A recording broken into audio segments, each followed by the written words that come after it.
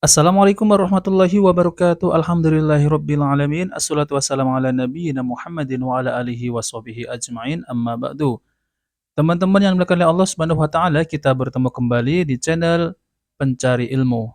Nah, teman-teman, jadi di video ini saya akan membahas yaitu tentang terkait Kiai Imad itu dilarang untuk membahas nasab Habib Ba'lawi. Dan beliau juga dilarang untuk membahas yaitu kelakuan-kelakuan nyeleneh Habib Ba'lawi. Tapi apakah Kiai Imad ini langsung tidak membahas lagi? Ternyata Kiai Imad akan terus menyuarakan yaitu kebenaran bahwasanya Habib-habib dari kalangan Ba'lawi ini bukan zuriat Nabi Shallallahu Alaihi Wasallam. Karena dengan tesisnya Kiai Imad ini yang secara ilmiah berdasarkan kitab-kitab nasab, kitab sezaman, kitab sejarah, dan bahkan filolog dan tes DNA dengan seyakin-yakinnya bahwasanya Habib-habib Ba'lawi ini bukan keturunan Nabi Shallallahu Alaihi Wasallam. Nah, maka dari itu ya teman-teman, setelah pemecatan Kiai Imad dari PBNU, beliau ini malah dilarang untuk membahas yaitu nasab Ba'lawi. Tentunya ini malah lebih menguntungkan yaitu dari Habib-habib Ba'lawi. Lawang mereka ini bukan zuriat Nabi, mereka hanya mengaku-ngaku saja tanpa bukti, tapi mereka ini memberikan bukti, tapi ternyata buktinya itu palsu. Dan sampai saat ini, Habib-habib Ba'lawi ini belum bisa membantah tesisnya Kiai Imad. Namun anehnya, yaitu dari kiai-kiai pribumi ada sebagian yang membela Habib-habib Ba'lawi. Mereka ini membela yaitu dengan cara husnudon. Bahwasanya dengan cara seperti itu, mereka itu yakin seyakin-yakinnya, yaitu zuriat Nabi. Tapi tesis Kiai Imad itu berbeda, yaitu dengan cara ilmiah berdasarkan kitab-kitab. Nah, maka dari itu, dengan seperti itu, umat akan semakin cerdas. Mana keturunan Nabi yang asli, mana keturunan Nabi yang bukan. Nah, oke teman-teman, kita langsung saja mari kita simak videonya. Kiai Imad dilarang membahas nasab Habaib Ba'alwi dan juga dilarang membahas kelakuan oknum-oknum Habaib Ba'alwi di dalam ceramah-ceramahnya maupun di dalam tulisan-tulisannya. Tetapi apakah Kiai Imad langsung akan berhenti? Kiai Imad langsung akan ketakutan berhenti membahas nasab para Habaib Ba'alwi dan juga tidak akan membahas kelakuan dari oknum-oknum para Habaib Ba'alwi?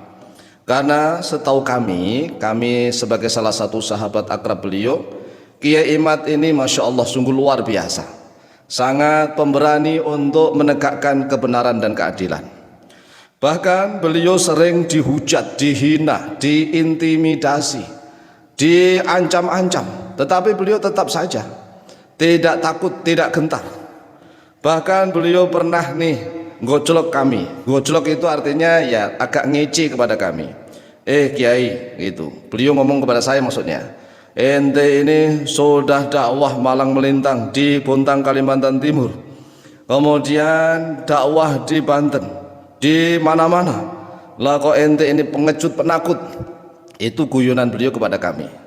Oleh sebab itulah kami Al-Fakir Tamalim sangat yakin percaya bahwa Kiai Haji Imaduddin Utsman Al-Bantani tidak akan langsung gentar, tidak langsung akan takut begitu, ketakutan, langsung diam, berhenti, tidak akan membahas nasab para Habaib Ba'alwi, berhenti dan diam saja, tidak akan membahas kelakuan dari oknum-oknum para Habaib Ba'alwi.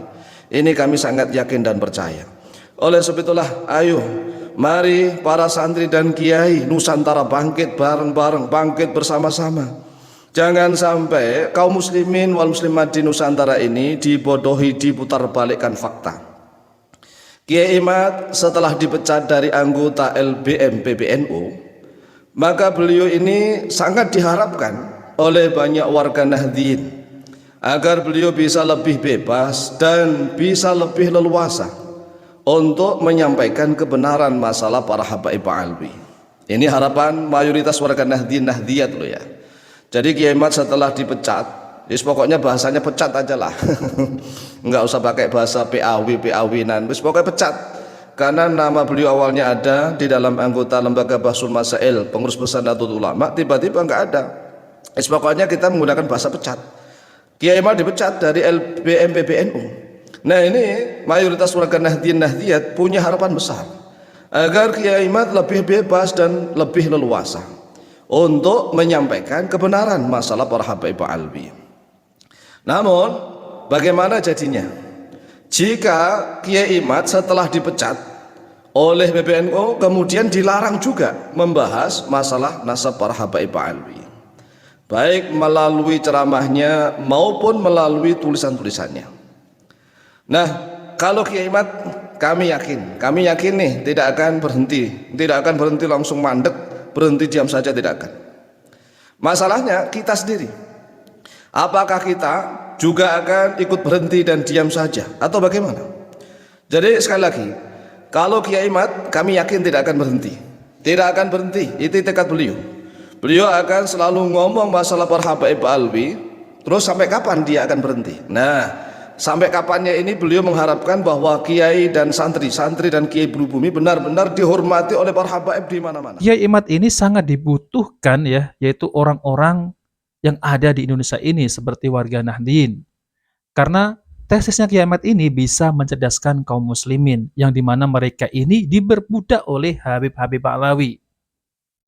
Jadi jangan pernah takut untuk Bapak Kiai Imaduddin Al-Bantani ini dalam menegakkan kebenaran umat Islam, dalam menegakkan, menyuarakan, yaitu tentang terkait Habib-Habib palsu ini yang mereka ini mengklaim yaitu zuriat Nabi Shallallahu Alaihi Wasallam, tapi ternyata bukan ya teman-teman. Jadi membahas nasab Balawi ini yang mereka ini menisbahkan kepada Rasulullah Shallallahu Alaihi Wasallam, ini adalah demi kesucian Rasul yang dimana zuriat Rasul ini dikotori oleh mereka, yang mereka ini kalau berceramah ini sangat jauh sekali dengan ajaran Rasulullah Shallallahu Alaihi Wasallam. Maka dari itu kita harus mendukung tesnya Kiai Imad ini. Jangan sampai zuriat Rasulullah SAW ini dikotori oleh orang-orang yang semacam itu, yang tidak bertanggung jawab, yang mementingkan demi kepentingan kelompok mereka dengan mengatasnamakan zuriat Nabi, cucu Nabi, tapi ternyata mereka ini sangat jauh sekali dengan zuriat Nabi Shallallahu Alaihi Wasallam. Jadi adalah klaim palsu. Coba kalau kita lihat teman-teman di dalam ceramahnya mereka ini bukan meninggikan ceramah-ceramah ataupun bukan meninggikan ajaran Rasulullah.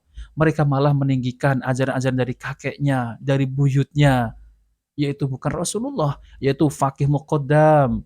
Lalu kemudian Habib ini, Habib itu, waliullah, memiliki keramat, memiliki karomah. Seharusnya kalau mereka ini menisbahkan kepada Rasulullah, ceramahnya itu ya harus Rasulullah yang dibahas. Lalu apa manfaatnya ketika kita menghadiri yaitu majelisnya para Habib-Habib Alawi ini? Gak ada ilmu sama sekali yang bisa kita dapati. Apalagi mereka ini selalu mengajak untuk mengagung-agungkan kuburan, untuk mengagung-agungkan kuburan dari leluhur mereka. Ya memang ziarah kubur itu sunnah, tapi lihat mereka ini, bagaimana cara berziarah kubur mereka itu. Mereka membuat kuburan tinggi, mereka membuat kuburan semegah, bahkan mereka ini membawa rebana. Itu ziarah kubur, siapa yang mengajarkan? Ulama mana yang mengajarkan demikian? Jadi, mereka ini hanya mengaku-ngaku zuriat Nabi demi kepentingan kelompok mereka ini, demi cuan, dan demi yaitu ingin dipuja.